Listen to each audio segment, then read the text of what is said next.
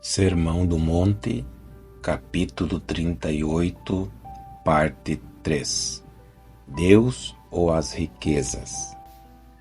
Nosso Senhor acrescenta: e onde ladrões escavam e roubam. Temos de viver em meio a essas coisas. Elas são tão óbvias e, no entanto, quão lentamente as reconhecemos. Nesta vida, há muitos ladrões e eles não cessam de nos ameaçar. Imaginamos que estamos em segurança no interior de nossas residências, mas um belo dia descobrimos que os ladrões conseguiram arrombar a casa e pilhá-la. Também existem certos outros assaltantes que nos vivem ameaçando: as enfermidades, os negócios mal-sucedidos, algum colapso industrial, a guerra e, finalmente, a própria morte. Não importa o que seja que costumamos valorizar nesta vida, o fato é que um ou outro desses ladrões está sempre ameaçando e, eventualmente, haverá de arrebatar os nossos queridos valores. Essa ameaça não paira somente contra o nosso dinheiro. Pode ser alguma pessoa para quem estejamos realmente vivendo. Pode ser afeto que sentimos por aquela pessoa em particular. Cautela, meus amigos. Há ladrões e gatunos que estão preparados para vir roubar-lhes essas possessões. Podemos imaginar as mais elevadas, como também as mais comuns possessões materiais. Todas elas estão sujeitas aos assaltos, estão sujeitas a esses ataques. Os ladrões escavam e roubam, e não podemos impedi-los. Assim sendo, nosso Senhor apela aqui para o nosso bom senso, relembrando-nos que esses tesouros do mundo jamais perduram. Mudança e decadência vejo ao meu derredor. Todavia, meditemos sobre o outro lado da questão, o lado positivo.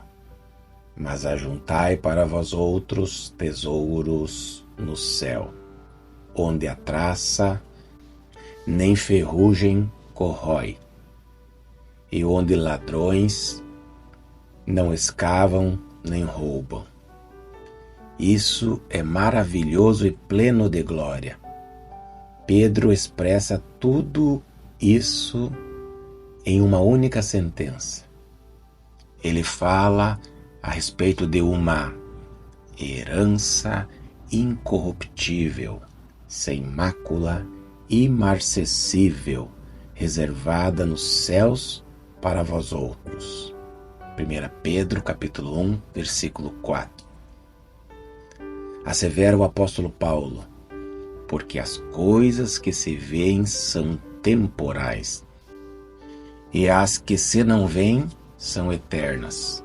2 Coríntios, capítulo 4, versículo 18. Essas realidades celestiais são imperecíveis, e os ladrões não podem arrombar-nos casa a fim de roubá-las. Por quê? Porque o próprio Deus as está guardando para nós. Jamais aparecerá adversário que nolas possa roubar, ou que, ao menos, possa arrombar a nossa casa de tesouros celestiais. Isso é impossível, porquanto o próprio Deus é o guardião desses tesouros. Os prazeres espirituais são invulneráveis e encontram-se guardados em uma fortaleza inexpugnável.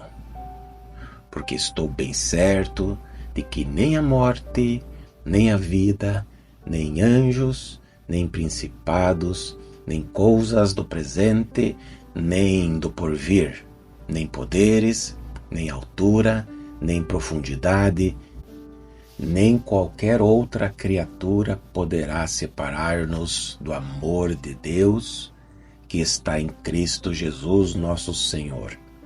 Romanos, capítulo 8, versículos 38 e 39. Outro sim, nesses valores celestiais, nada existe de impuro. Coisa alguma que corrompa poderá ali entrar, sob nenhuma hipótese.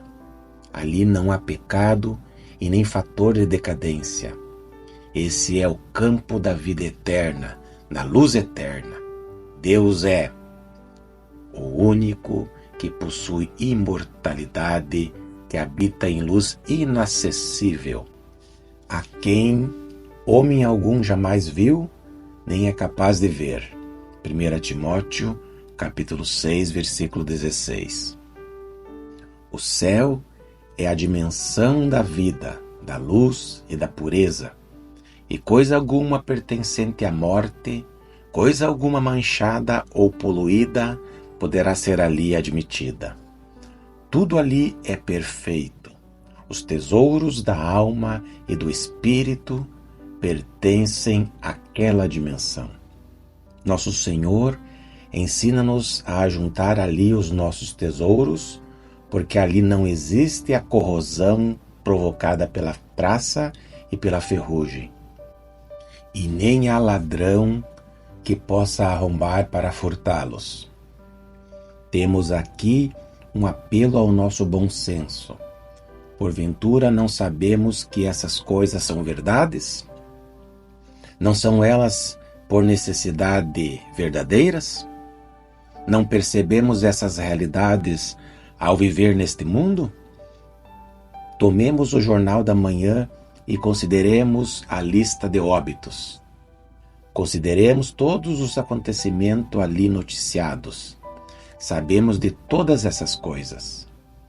Por que então não praticamos e vivemos em harmonia com essa realidade?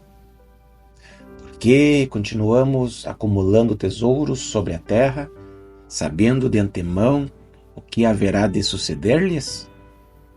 E por que não ajuntamos tesouros no céu, onde sabemos que só há pureza, júbilo, santidade e felicidade eterna?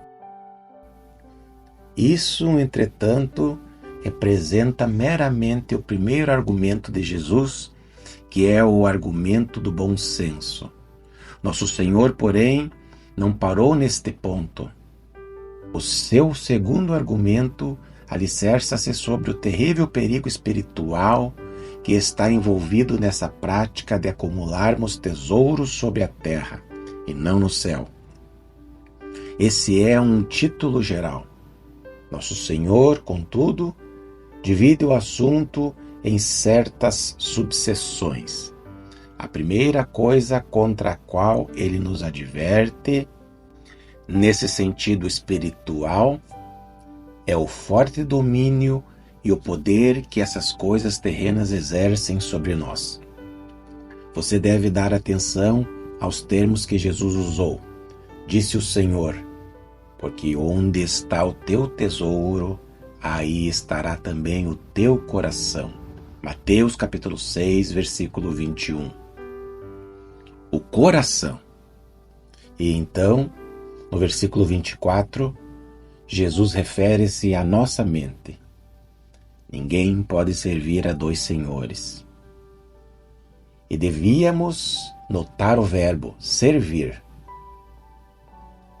Esses são vocábulos muito expressivos que Jesus usou com a finalidade de impressionar-nos a respeito do terrível controle que essas coisas tendem por exercer sobre nós.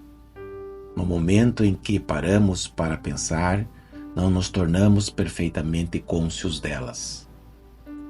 A tirania exercida por certos indivíduos, a tirania exercida pelo mundo, Não se trata de algo que possamos pensar estando distantes, por assim dizer.